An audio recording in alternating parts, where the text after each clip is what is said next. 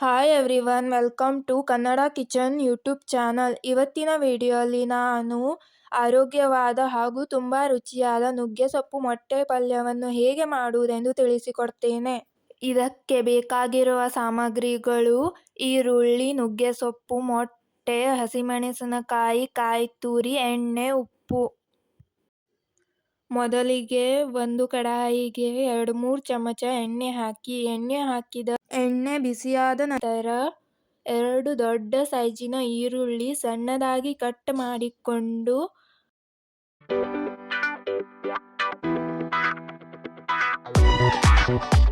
ನಂತರ 2-3 ಹಸಿಮೆಣಸಿನಕಾಯಿ ಹಾಕಿ. ಈಗ ಈರುಳ್ಳಿ ಟ್ರಾನ್ಸ್ಪರೆಂಟ್ ಆಗುವವರೆಗೆ ಫ್ರೈ ಮಾಡಿಕೊಳ್ಳಬೇಕು.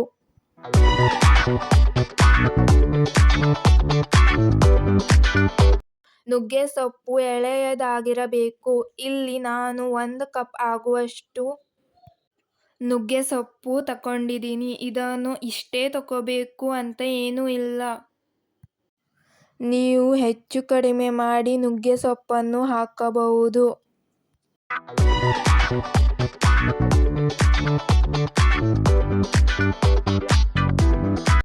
2-3 ನಿಮಿಷ ಫ್ರೈ ಮಾಡಿಕೊಂಡ ನಂತರ ನಾನು 5 ಮೊಟ್ಟೆಯನ್ನು ಹಾಕಿದ್ದೀನಿ.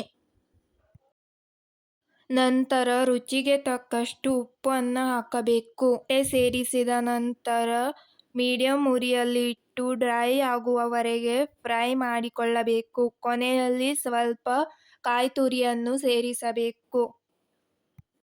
ಇದು ಚಪಾತಿ, ದೋಸೆ, ರೊಟ್ಟಿಗೆ ತುಂಬಾ ಚೆನ್ನಾಗಿರುತ್ತದೆ ಹಾಗೂ ಊಟದ ಜೊತೆಗೆ ಸೈಡ್ ಡಿಶ್ ಆಗಿ ಸಹ ಸರ್ವ್ ಮಾಡಬಹುದು. ಈ ರೆಸಿಪಿಯನ್ನು ನೀವು ಒಂದ್ಸಲ ಮನೆಯಲ್ಲೇ ಟ್ರೈ ಮಾಡಿ.